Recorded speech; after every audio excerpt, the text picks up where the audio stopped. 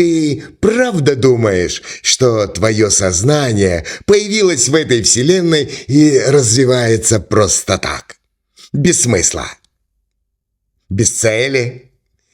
Ты правда думаешь, что ты – это просто песчинка? Нет, дорогой мой товарищ, ты – это грань этого кристалла, этой бесконечной фрактальной структуры. Ты – это отражение света потенциала.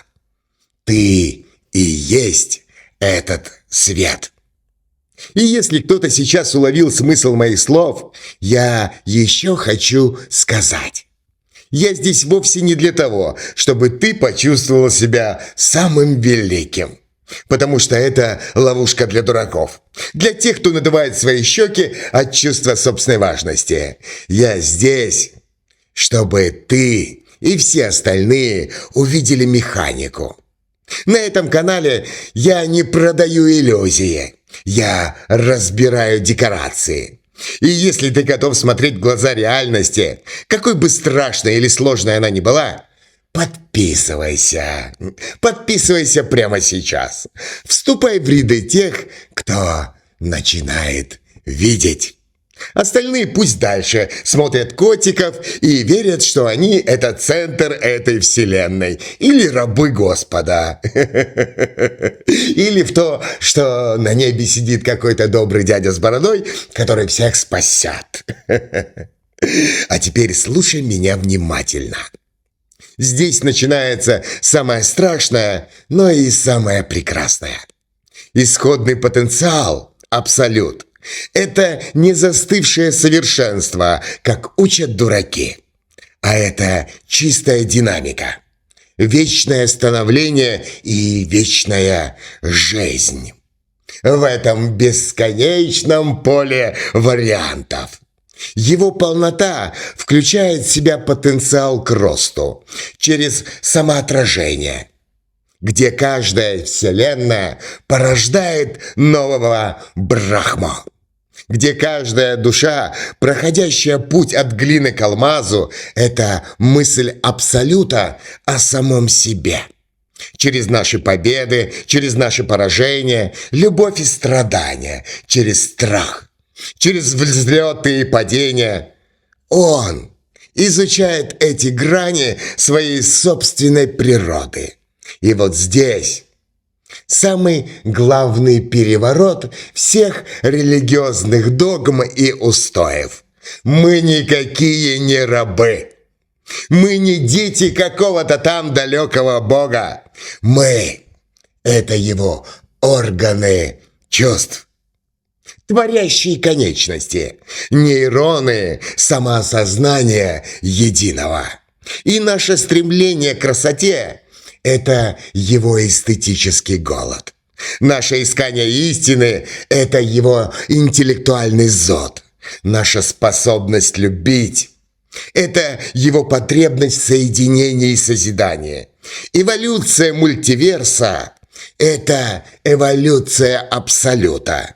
Через нас он из безличностной полноты становится личностью. Не одной, а миллиардами. Бесконечным созвездием самосознающих, свободных творческих истоков. И он не творит нас. Слушай меня внимательно, он становится нами. Внимательно меня слышишь? Он становится тобой. Прямо сейчас. В этой комнате, в этом теле, в этой мысли. А теперь самое важное. Жизнь в ее высшем смысле, сознание, это не какой-то там случайный продукт остывшей материи или энергии, а это его изначальная цель. Причина и двигатель оформления этой материальности. Представь себе великолепнейшую симфонию, самую гениальную музыку в истории человечества, всей вселенной. Но ее играют в пустом зале. Без слушателя симфония – это просто вибрация звука. Без сознания Вселенная – это просто вибрация материи. Великолепная, сложная, но мертвая. Поэтому целевая функция любой Вселенной очень проста. Стать инкубатором, школой, родильным домом для новых сознаний, операторов новых вселенных. И именно поэтому Демиург в свое время изгнал Адама и Евы из рая. Именно поэтому от демонов до богов всех существ этой вселенной боятся человека.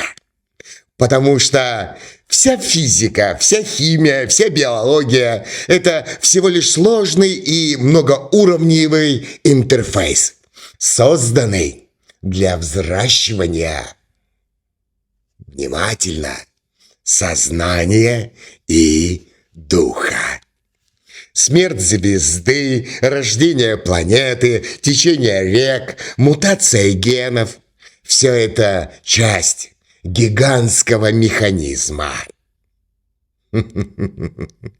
Конечный продукт, который этически это автономный творец, готовый принять из рук Брахмы его жезл и занять его трон в центре новой вселенной.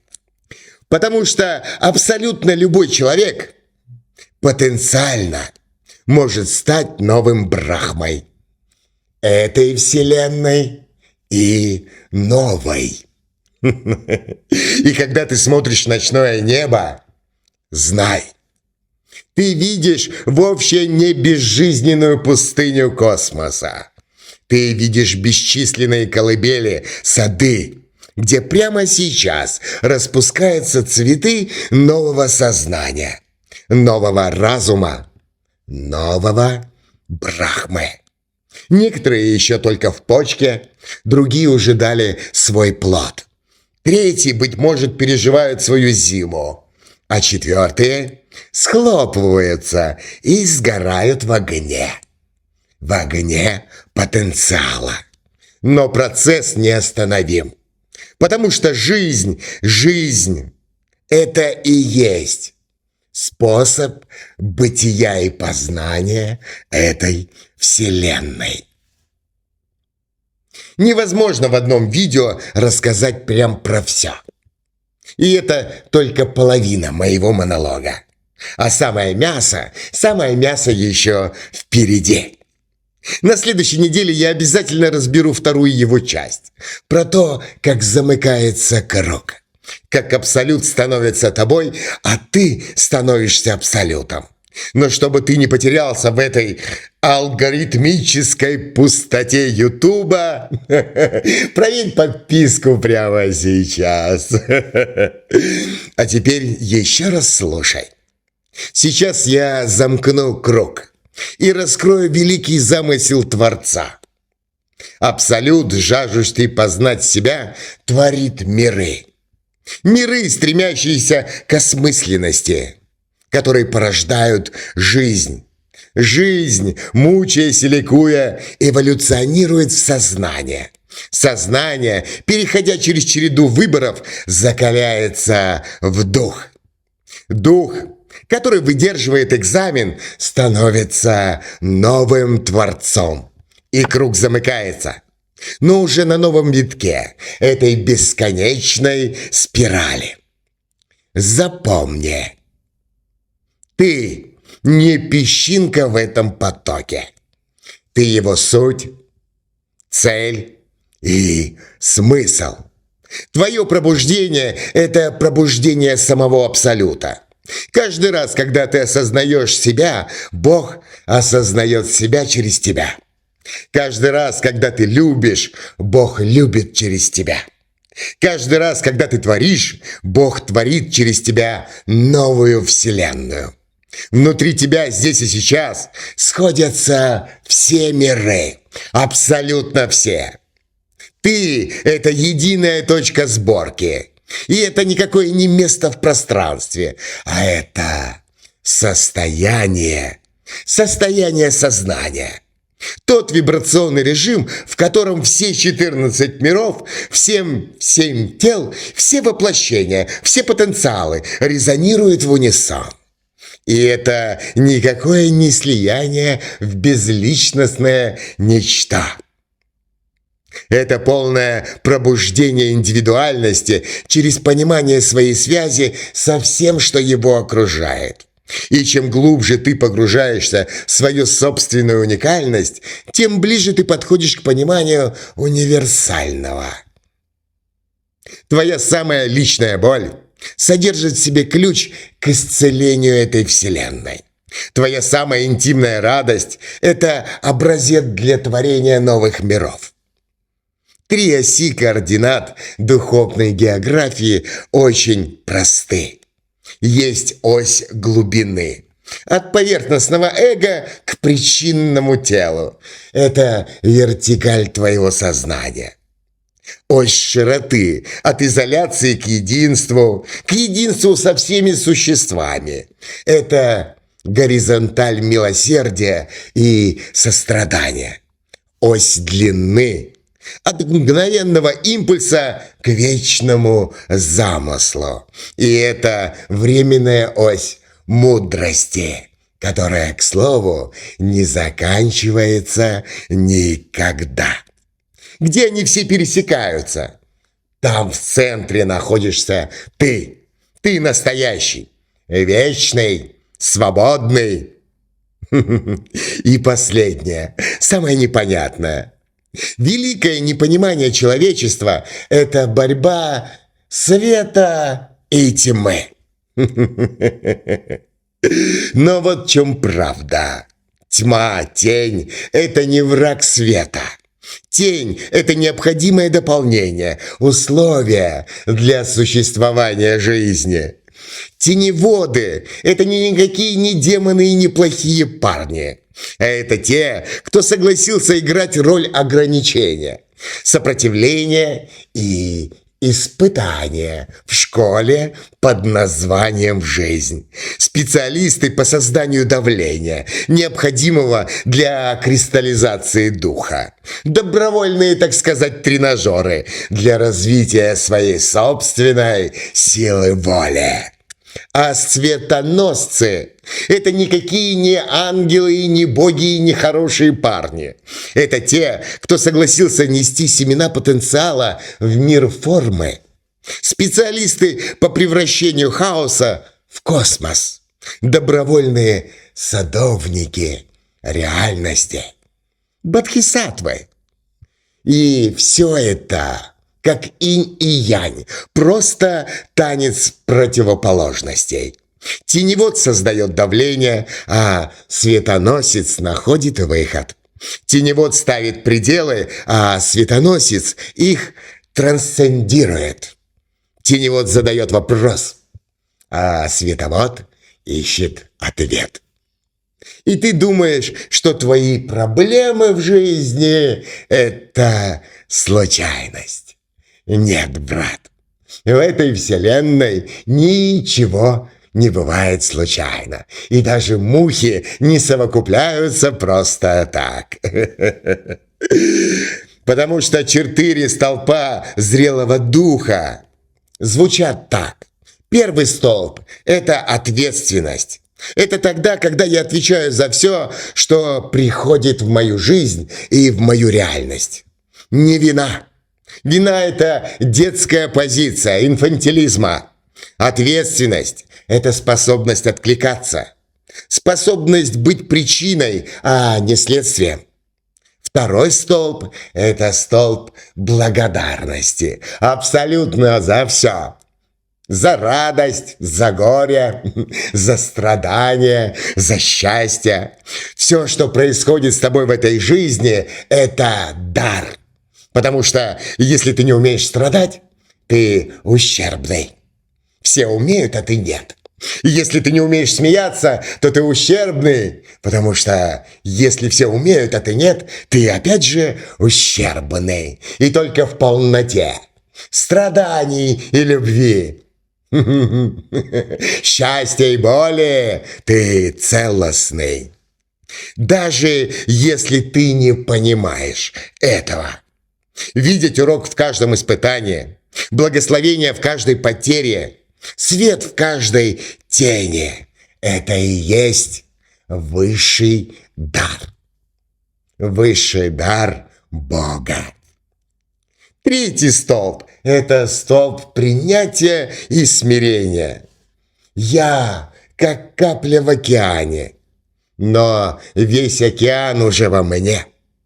Знание своего места в этой великой схеме без самоумоления, без гордыни, просто как факт. Это факт принятия, высшей благодарности за возможность стать таким же, как он. Четвертый столб – это мужество. Мужество – это когда я готов встретить любую истину. Бесстрашно, какой бы горькой она ни была. Это сила смотреть в глаза своим собственным страхам, своим ограничениям, своей собственной смерти и смеяться, потому что меня как точку невозможно удалить из этого бесконечного пространства. И именно поэтому я бессмертен. Включите свою логику, дорогие мои. Ну а теперь, помните, с чего я начал? Песчинка на берегу океана. Маленькая, ничтожная, случайная. Это все не так. И теперь вы знаете правду. Вы это никакая не песчинка. Вы не берег. Вы – это не океан. Вы – сама вода. Ты – это само движение волн. Ты – это самосознание, которое смотрит на песчинку и говорит: это я. Так что, дорогой мой странник на пути, сейчас я скажу самую жестокую и жесткую правду, которая тебе, возможно, не понравится. Но это факт, перед лицом которой ты находишься. Ты не живешь во вселенной хищников, ты живешь в школе. В школе абсолюта и потенциала, в которой, преодолевая трудности, ты становишься сильнее, умнее и осознанней. И ты, точно так же, как и миллионы сперматозоидов, стремящихся к яйцеклетке, чтобы породить новую жизнь, для этого здесь и находишься. В этом и есть высшая цель и смысл твоего существования. Ты живешь в этой вселенной как сознание именно для этого. Но есть правила. До яйцеклетки, как правило, добегает только один. За редким исключением 2 или 3. И именно они и станут новым Брахмой либо этой, либо новой вселенной. И, к слову, теперь ты, наверное, если ты все правильно понял и меня услышал, понимаешь, почему эту тайну, этот секрет от тебя скрывают те, кто там наверху, и почему они боятся раскрытия этого секрета. Вдруг ты проснешься. Если ты дошел до этого момента, значит, карта, мой друг, карта в твоих руках. Теперь вопрос не в том, куда идти, а в том, готов ли ты сделать первый шаг. Знай, каждая твоя мысль рисует контуры будущих миров. Каждое твое чувство окрашивает палитру реальности. Каждое твое действие высекает новую грань в этой кристально чистой вечности. Ты не просто ищешь Бога. Ты выращиваешь Бога в себе. Ты не просто стремишься к свету. Ты разжигаешь свой внутренний огонь, который однажды, возможно, станет солнцем для новой вселенной. И путь не заканчивается просветлением самадхи или нирваной. Он с него только начинается. Освобождение – это не конечная остановка, а стартовая площадка для настоящего полета твоего сознания. Сейчас. Прямо здесь и прямо сейчас. В это мгновение. В этом вдохе. В этой одной мысли. И в следующей. Там, где нет прошлого и нет никакого будущего. Есть только точка доступа к вечности. И эта точка – ты. И если ты дослушал все до конца и выдержал все это, ты прошел тест на способность все понимать и теперь видеть. Так что поставь лайк как отметочку, как флажочек, что ты здесь был и все теперь знаешь. Подпишись и войди в Орден Шутов. И выбирай, кем же тебе стать? Мостом между тем, что есть, и тем, что может быть. Между болью и благодарностью. Между Богом и человеком. Или остаться спящим рабом. Когда ты все-таки полностью в этой жизни все осознаешь и полностью примешь свою собственную роль в мироздании, произойдет маленькое чудо. Ты обнаружишь, что нет никаких берегов, нет никаких догм, которые нужно между собой соединять. Есть только река. И ты – это ее течение. Ты и есть смысл его существования и развития.